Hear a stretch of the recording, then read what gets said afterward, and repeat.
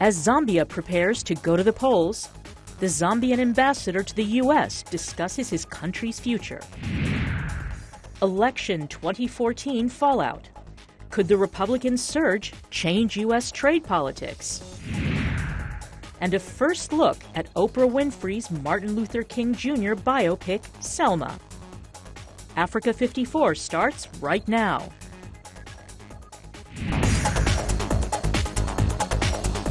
Hello, I'm Lenore Moudou. Vincent McCurry is on assignment. This is Africa 54. We begin in West Africa, where at least 48 people, mostly students, have been killed in a suicide bombing at a senior science secondary school in Yobe State, northeastern Nigeria. The blast occurred Monday in the town of Potiskum as students gathered for a morning assembly. Medical workers say at least 79 people were injured in the blast, many of them seriously. Witnesses say the bomber was dressed like a student. No one has claimed responsibility for the attack, but suspicion has fallen on militant group Boko Haram. The group was blamed for an attack in Potiskum 1 week ago when a suicide bomber attacked a religious procession, killing more than 2 dozen people. Joining us now is Ibrahim Ahmed from VOA's Hausa service. Ibrahim, welcome to the show. Thank you. So what is the latest on this blast from Potiskum? Some of the sources, like the Red Cross in Potiskum and other groups, are saying that as many as 70 people may have died during this blast. So what do we know? You spoke to one of the teachers there who gave you some detail as to what happened. What did he or she tell you? Well, what the teacher said was that when the students were gathering for the usual morning assembly, there was somebody who came in dressed as a student with a backpack. A lot of the students thought he was one of the new students because the school has just started welcoming new SS1 students. But they became suspicious when he kept trying to get into the middle of the people, and they started raising alarm. And that's when the bomber, they said, detonated what was in his backpack. That's terrible. Now, this is not the first time that Boko Haram attacked the area, but specifically this school, right? Yeah, this was the third bomb attack at that particular secondary school, yes, which incidentally was where I did my high school at. Just some few months ago when the students were on vacation, somebody tried to plant a bomb in the school. He was caught, but he escaped, but the bomb did not detonate. So in response to that, there was an added security in the school, and they stopped doing the usual morning assembly inside the assembly hall, because if it had happened inside the assembly hall, it may have been worse than what happened today. They started doing it in the open, and the majority of the students were not at the assembly ground at the time it happened. Some of them were late. They were just coming when they said they had this loud boom, and they saw some of the students running out with blood on their shirts, and they turned back. So Boko Haram has been attacking schools and civilians and other groups, but we've seen the case with the Chibok girls. As until today, nothing has been really done in terms of bringing the girl back. The government has claimed a ceasefire with Boko Haram, which the leader of Boko Haram has denied. What is the situation today? What can you tell us? Well, the government has not responded yet to this latest Boko Haram attack. Presumed Boko Haram attack, and with particular reference to the ceasefire, there have been so many groups coming forward which have been claiming that they are Boko Haram or they represent Boko Haram. Okay. But in all the instances, Boko Haram has denied that these were part of the group. And this one was no exception. When they started talking about the ceasefire, the next day, some sources with access to Boko Haram started coming out to deny that there is any negotiation going on between the government and Boko Haram. Okay, well, we'll keep an eye on it. Thank you so much, Ibrahim, for this update. Thank you. And that was Ibrahim Ahmed, reporter for VOA Hausa service. As tributes continue to pour in for Zambian President Michael Sata, the country's ambassador to the United States, Palan Mulonda, says that Sata will be remembered as a leader who associated himself with the underprivileged. He sat down with VOA's Mariama Diallo to reflect on President Sata's work as the country prepares for his burial on Tuesday. Your Excellency, thank you so much for taking the time to talk to us. First of all, my most sincere condolences to you and to your country. Thank you very much, and we're glad that you've given us this opportunity to speak to you. We've been hearing a lot about President Sata's admirers and critics since he passed away. To you, what kind of leader, what kind of person was he? President Michael Sata was a visionary leader. In the last 3 years, Zambia has seen unprecedented development. And what is interesting is that President Sata was a leader who associated himself with the underprivileged. Several parts of the country have been opened that were not accessible before he took over office. These have been opened up under a program that he launched called Link 8000 to basically upgrade and, of course, bring on stream new roads of bituminous standard. Not only that, he has left 650 clinics under construction, all in a bid to make health accessible to rural Zambia. Well, before I actually continue, I just want to touch on his nickname that he was known as King Cobra, just to explain why was he known as King Cobra. One would say any politician has their style, and I guess that was his style, really. That was his way of branding himself at one particular point in time. But his real name when it came to delivering for the people was man of action. He walked the talk. The transition seems to have gone on very smoothly with the current VP, the former VP, basically Guy Scott, being the interim president. Just curious to know this time, what kind of person is Mr. Scott? Dr. Guy Scott was one of the founders of the Patriotic Front, together with the late president. Dr. Guy Scott is not new to Zambian politics. He's been in politics before assuming vice presidency and before assuming power. He served in other governments. He has a track record, an impressive track record. Dr. Scott is not new to Zambians. He knows Zambia. Zambians know him. This is not the first time Zambia has gone through a leader being in office and dying. Other countries have gone through it. Nigeria has had that. I think we've had Ghana. Some critics for Zambia say that basically the president has been sick for a while and that they feel like they've been kept in the dark. Our statute book is quite comprehensive when it comes to protocols or procedures for handling various situations. And the office of president is not exempt from that. Should a situation arise of incapacity, we have sufficient legislation. And as things were, there was nothing that warranted for those that are identified and entrusted to do that to begin to talk about his health, because the president was actually working. And we say so because we've been working with him. Good luck with everything, Your Excellency, and thank you again for taking the time to talk to us. Thank you so much. Opposition parties, civil society groups, and religious leaders adopted a plan Sunday for a transitional authority to guide Burkina Faso to elections after a popular uprising forced a longtime president Blaise Compaoré from power. The West African nation is under pressure to quickly return to civilian rule or face possible international sanctions.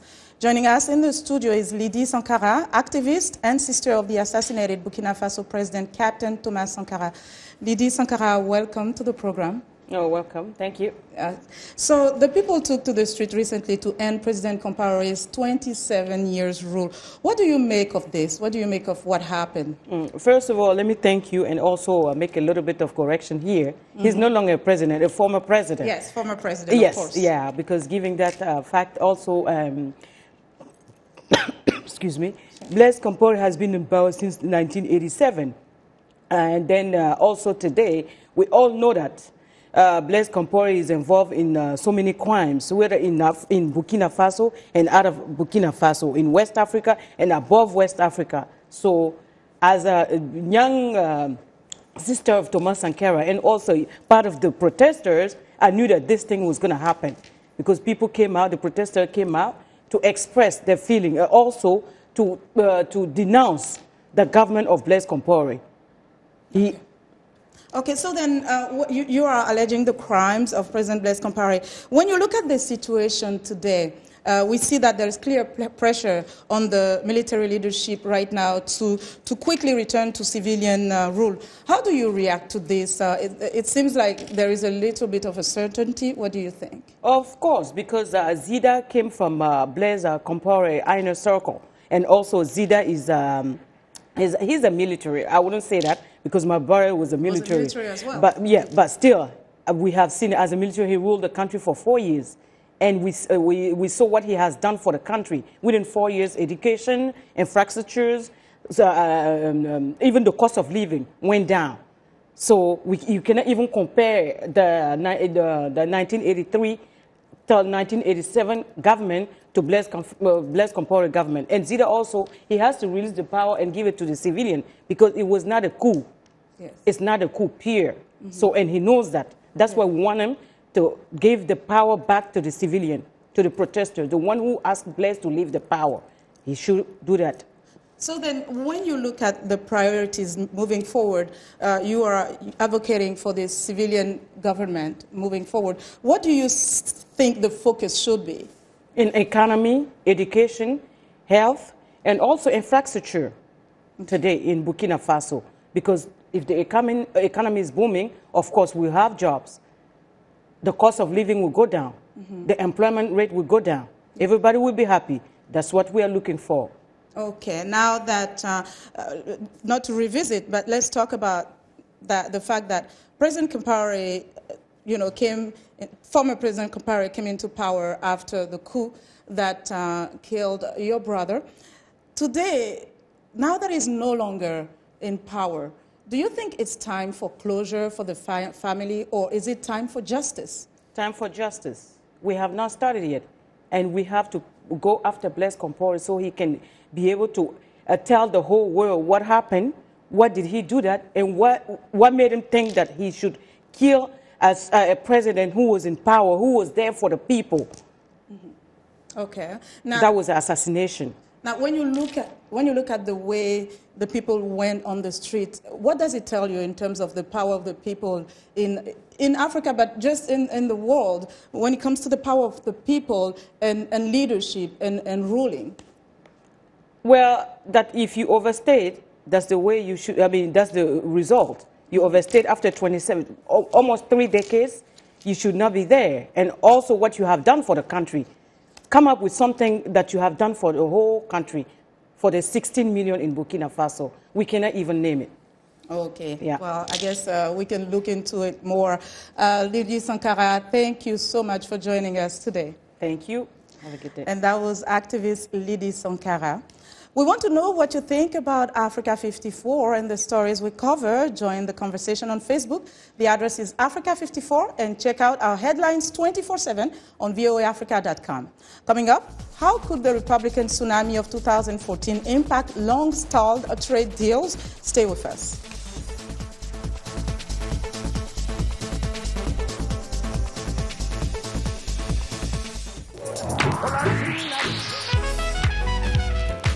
I wanted to present music and a side of American culture that is most important to me, that is a part of who I am. They're going to get some incredible performances.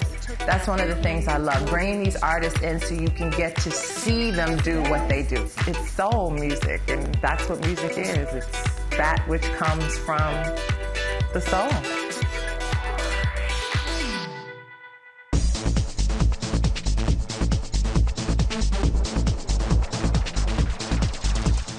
Some long-styled trade agreements may move forward now that there is a new Republican majority in the U.S. Senate.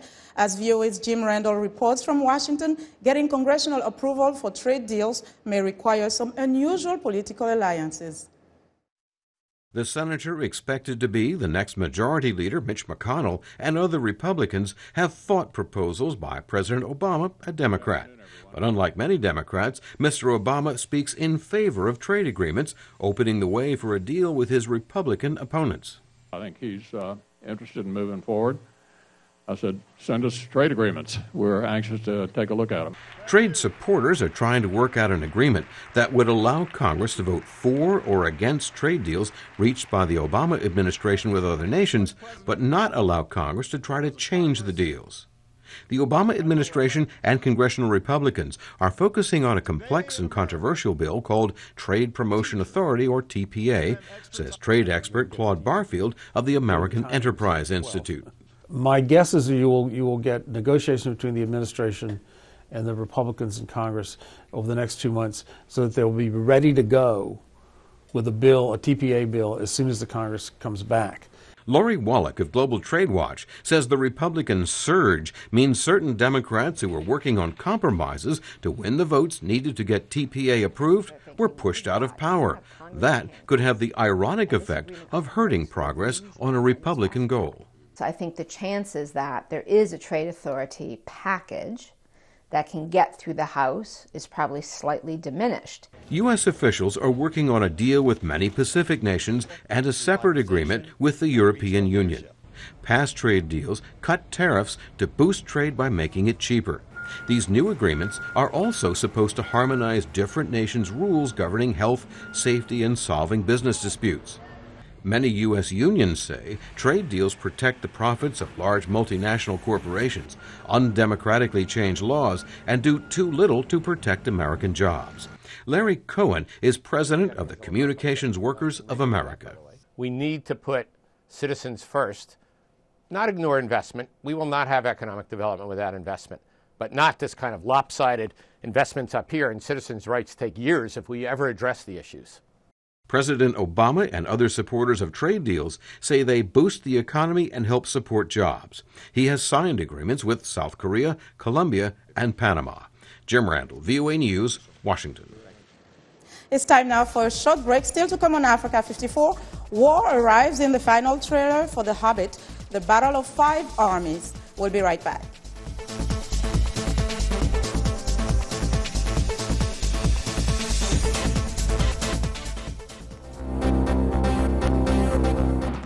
If you've just joined us, I'm Mariama Diallo, and here is a quick recap of today's headlines. In Sierra Leone, new checkpoints on major roads attempt to curb the threat of Ebola traveling throughout the country. In Nigeria, a suspected Boko Haram suicide bombing kills 47 and injures more than 70 at a school in northeast Nigeria. We stay in Nigeria, where suspects in the deadly airport bus station bombing that killed 71 are arraigned in the capital. In Zambia, final public services are held for the late President Michael Sata, who will be buried on Tuesday. That's it for today. Thanks for watching. We'll see you next time.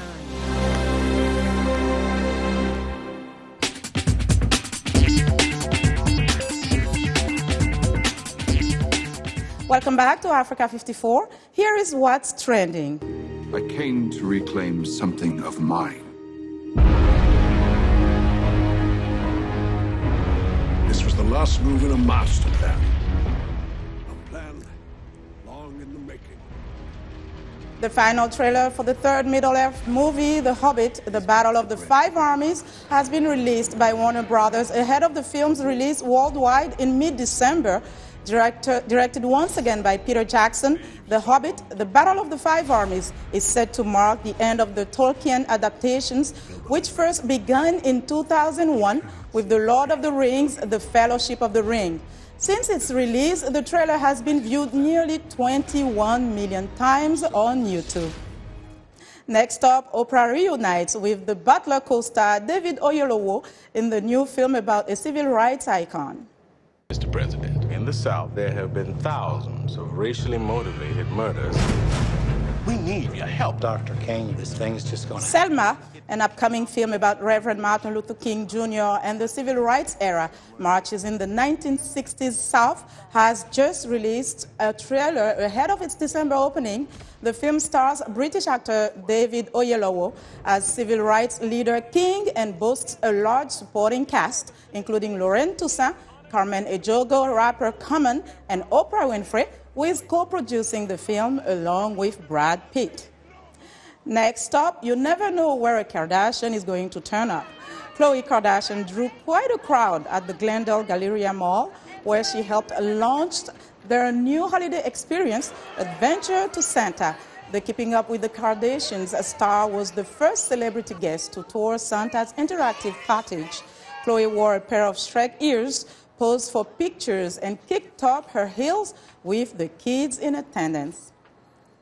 In autumn, the Blue Ridge Parkway is considered one of the top places in the United States to see the colorful fall leaves. The scenic highway, which stretches through Virginia and North Carolina, also offers fantastic mountain views of woods and farmland. VOA's Deborah Block takes us for a drive along the Virginia section of the parkway to show us the stunning displays. It's a perfect fall day to see the brilliant foliage. Thousands of visitors from across the United States and around the world come to drive along the parkway during this time of the year, including Connie Britt. It's just almost magical. The orange and the reds and the yellows. It's almost like what you'd see in a coloring book. The leaves on the mountaintop trees change colors in late September and in the valleys near the end of October. The transformation is due to the cooler temperatures and shorter days of autumn, says Peter Hamill, a ranger on the parkway. Throughout the summer, the plant makes chlorophyll, which is a green color that dominates the shade of the leaves, and it collects the sunlight and allows the plant to make its food. And as the days shorten, the chlorophyll breaks down and the plant doesn't replace it. And the other pigments, like the yellows and oranges, come through that green color as it fades, and we get these wonderful fall colors. There are more than 100 species of trees along the Blue Ridge Parkway. Different species change to different colors, and there are some trees that just change from green to brown and mix in a different shade, and then some trees don't lose their leaves. The 755-kilometer highway, mostly along the Blue Ridge Mountains, climbs as high as 1,200 meters. The mountain range is thought to be 250 million years old, one of the oldest in the world. The peaks have eroded over time, but once they may have been as high as the Himalayas are today. Sinyu Chi is taken by the scenic views. I really like the colors of the leaves, and the aura of the place is just really different because we're in the mountains and the fresh air is just really different from being in the city. But Mother Nature's colorful display won't last much longer. It will be gone by mid-November. Deborah Block, VOA News, on the Blue Ridge Parkway in Virginia. It's time for our sports report. VOA's Sunny Young has a story now on how Kenyan athletics has been rocked by recent drug controversy. Sunny? Hi, Lenore, and sporty greetings once again to our Africa 54 viewers. Joining us from Nairobi is reporter Hillary Hewler. Hillary, welcome to Africa 54. Thank you very much. Hillary, Rita Jepto, this year's Boston and Chicago Marathon champion, making headlines recently, not for victories, but for testing positive for an illegal substance. What's been the reaction in the Kenyan media? Well, as you can imagine, this story has been very extensively covered here in the Kenyan media. Top athletes in Kenya are considered to be major celebrities here, and quite a few of them are household names. On the other hand, Athletics Kenya, which is the sport's governing body, has been under quite a lot of pressure in the media and in the public for not cracking down hard enough on doping and for not doing enough to educate athletes about it. A lot of blame has also been placed in the media on foreign managers and agents as well. Hillary, as you well know, Kenya has such a proud pedigree in distance running. This controversy involving Jepto, has it sullied the country's reputation? Well, this controversy has come hot on the heels of an anti-doping report that was actually done in Kenya and was released just last month, which found that there were widespread problems within Kenyan athletics to do with doping. Not necessarily that a lot of Kenyan athletes are doping, but rather that there are very few controls within the country to stop it or to educate athletes about what they can and cannot take. So the report found that actually a lot of athletes have no idea what drugs they're supposed to take and what they're not, and also that nothing has been done to tell them about it. It also found that drugs are very, sorry. Oh, go ahead. I'm sorry. Go ahead, Hillary. Okay. It also found that drugs were very widely available even in just local pharmacies. So this combined with the, I think, made the international community and Kenyans themselves take a closer look at the issue of doping. So yeah, I think that Kenyans' reputation for having natural and clean runners could definitely be slipping at that point. But the experts I've spoken to here have also told me that doping is still a much bigger issue in the West and much more prevalent. So it isn't really fair to single Kenya out specifically. Getting back to Rita Jepto, Hillary, is she under any type of suspension at this point, or what's her status? Well, she hasn't been allowed to travel to the U.S. to accept the awards for either the Boston or the Chicago marathons. That's been put on hold indefinitely. On the other hand, as Kenyan athletics has pointed out repeatedly to the public, only her B sample has been, only her A sample has been tested so far, and she has applied for her B sample to be tested as well. So until that's done, and until the B sample confirms the A sample, no one is drawing any conclusions. Reporter Hillary Hewler in Nairobi. Thank you for joining us, Hillary. Thank you very much. I'm VOA's Sonny Young, and that's the sunny side of sports. Lenore? Well, Sonny, what do you think about this doping in African athletics? What do you think?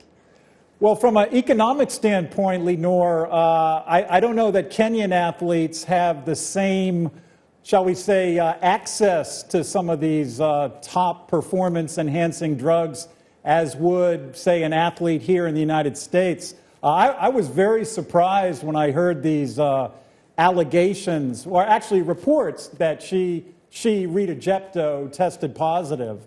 Very surprising indeed. Thanks, Sonny. Watch the sunny side of sports every Monday and Friday on Africa 54.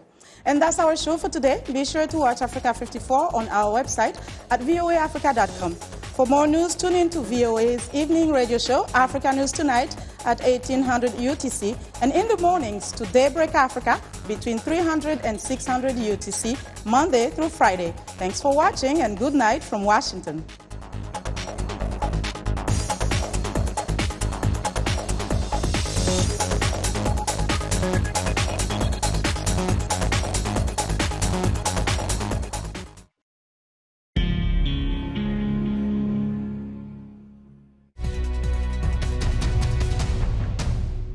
Welcome to the Voice of America's Newswords, where we explain words you hear in the news. Many times you hear this word in stories about war or violence in a country.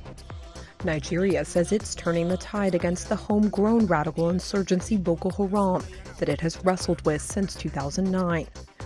Insurgency is a word that means a group of people who are trying to take over a government. Insurgents use subversion and violence to achieve their goals. They can be members of a group who rebel against their leaders.